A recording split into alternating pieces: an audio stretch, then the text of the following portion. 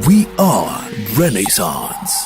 Energy for people and planet. What do you see as the future of Renaissance, its contribution to this economy, and your critical role in helping them shape particularly proper governance, given your experience in ExxonMobil? Thank you very much. Let me first begin by just saying I think, NAPE at 50 represents a very unique opportunity for us to appreciate not just the pioneers that kicked this off, and not just those who have made significant impact in the industry, but also the people whose faces we will never see. Those that you will never see them on pages of newspaper, you never hear their names mentioned, but who quietly, behind the scenes, have kept this industry alive for the last 50 years. Can we just celebrate those people? The work they do has made it possible for us to be where we are today. To your question, it's an interesting one because last year, after spending about 13 years as CFO of ExxonMobil and 10 years on the board, I felt it was time for me to go and relax and enjoy my retirement. So I never imagined I'll be back in a full-time role. But when the Renaissance deal was birthed and I was approached with this opportunity, it took a while for me to decide whether to take it or not. But after reflecting on it, I discovered this is not a job. This is not a job at all. It's a national assignment. It's a national assignment. Because not in the history of this industry have we witnessed the kind of transition that is taking place today. We are almost at about the same time. All the major IOCs are exiting the onshore and shallow waters about the same time. So the capacity of Nigeria to manage that transition is limited.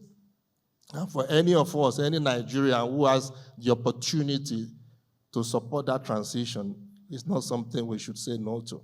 So I'm back not just as a finance person, but as someone who wants to partner with Renaissance and indeed all other operators to make sure that the transition is successful. Now, what is it that we're about in Renaissance? It's not just a name, it means a lot. There are at least 5 aspects of the Renaissance that we're trying to do. The first aspect is Renaissance for the people. To imbue in our people that, self-belief, the courage and the ambition that they have never experienced before. Dr. Lai was talking about buying shell. Well, I've seemed impossible before, but now we know it's possible. So the first Renaissance is to get our people to think outside of the box and imagine the unimaginable. First part of our Renaissance. The second part of it is Renaissance for the company. We thank Shell for what Shell has done, but we see way more that needs to be done. And of course, we're able to deliver 100,000 barrels within a few months, but there's still a lot more to come. So that's the second Renaissance. The third Renaissance is for the industry. And what we are planning to do with that in Renaissance is to set a standard that will inspire other indigenous players. As they see what we do in Renaissance, they will catch the fire. And then the next one is Renaissance for the country. I was reading recently that in Africa as a whole, about 1.6 billion people in Africa. 1 billion of that, 1 billion of that, do not have access to clean fuel. 1 billion people. And about 600 million of that do not have access to electricity. So what we're about in Renaissance is to address the issue of energy security. Pump as much of the blessings that God has given us, bring it, above the ground, and make sure that as many people in Nigeria and in Africa have access to clean fuel and to electricity. And then, of course, the final part of our Renaissance strategy is to bring a Renaissance to the whole continent. So you hear us say, made in Nigeria, built for Africa. We're just starting here, but the whole of Africa will experience the renaissance that we're about to unleash. Thank you very much. Mr. Banwo, talk us through funding constraints, how we'll overcome them, what the challenges could be, and so on, funding, and any other thing. That's your final thoughts. And then I think this occasion really does require some broader conversation. Yes, it's 50 years of progress, of good things, but we also need to reflect on, in this past 50 years, what are the things that didn't work well? What are the things that did work well? And what lessons are we going to take into the future? Because if we don't do that exercise, we are likely to repeat some of the errors of the past. On this panel, and of course in my private conversations, I've had people talk about, it's a new dawn for Nigeria, and it is. It's great opportunity for Nigeria, and it is. But we also need to understand that the divestment that took place did not occur because the IOCs love us. It did not occur because the IOCs have such a great confidence in our abilities. It occurred because they needed to optimize their portfolio. And because there was some risk in the environment that they decided they no longer had appetite for. So as we look forward to the next 50 years, we need to identify what was it that caused the IOCs to leave the onshore and the shallow waters.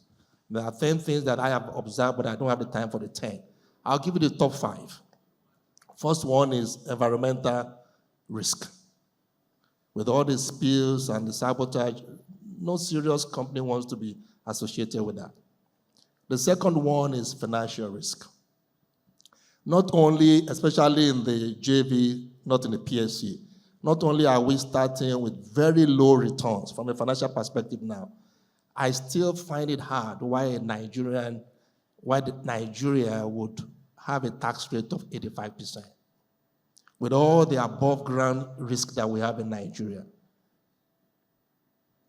Investors cannot thrive on 15% return with all the risks they have to cope with. So the divestment are happening because the risk environmental is high, the return is low relative to the risk they have to face. Then the contract risk. Many of you are in fact, everyone here is very familiar with what it means to sign a contract in Nigeria. You can never be too sure that that contract will be honored. Whether in the JV or in the PSC, you sign the contract, but there's no guarantee that contract will be honored. That's part of why they are leaving. There is also the business practices risk. And we know what it means to do, to do business in Nigeria. Part of the reasons why they are leaving. So as we reflect on this, and I'm using this to, my final comment to identify all these things. And the last one is a policy risk. Many of them are leaving because they are not too sure of the certainty of the policies going forward. We tend to change policies quite often. So as we go into the next 50 years, we have to avoid those pitfalls. Work together, industry, as well as NNPC, and de-risk the industry. The things that worked well, quite a number of things as well. Over the last 50 years, we have been able to build a critical mass of very talented Nigerians, extremely talented Nigerians across all levels of the industry. That's a great thing that has happened to us. How we now leverage that talent to move this industry forward is in our hands. The NOGIC Act, the PIA, and probably most importantly, the NNPC. Because the changes that have occurred in NNPC are things that many of us could never have dreamt of. But they are here. We have a board that is extremely, populated by competent, experienced people. We have the management that come from the IOCs and are highly experienced, and they are willing to partner. So all of those have lined up. Going forward, you asked the question about on the finance. I tell you, a lot of people identify finance as a constraint going forward. I don't. And I know you may say, why? When people give money to an organization, it's not really the asset they are financing. It's the people they are giving the money to. And before a bank or a financial institution will lend out money, it's going to take a very critical look at the management and the board of the organization. So our challenge in Nigeria today is to make sure that the organizations we have can start that scrutiny. That we have shareholders that are not just there to milk the company for their own personal benefit, but shareholders that are there to grow the pie. You have a board of directors that are not only competent and credible, but they are also independent.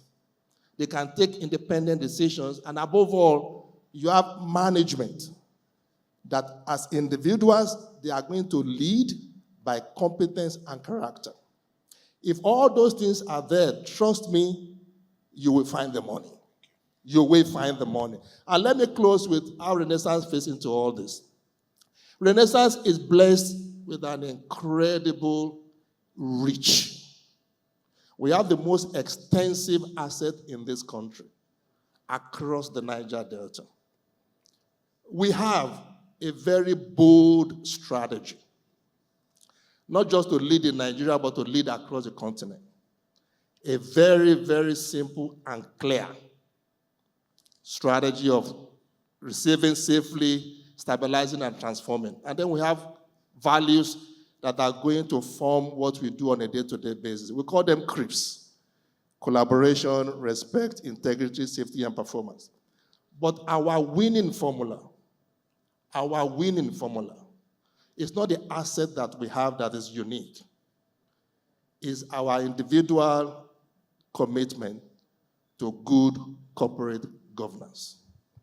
Are we going to run this company on good corporate governance in terms of structure and values? Are we going to do what is right, even if it is not popular? Are we going to retain commitment to the principles of integrity, transparency, accountability, compliance? Those are the things that will determine whether Renaissance, that people like Dr. Lai have fought for the last 40 years and 50 years, and is living to see his vision come to pass, whether this Renaissance will be there 100 years from today. It's not going to be whether we can find funding. It's not going to be whether we have 18 OMLs. It's going to come down to the character of the people that are managing the asset. Thank you very much. We are Renaissance.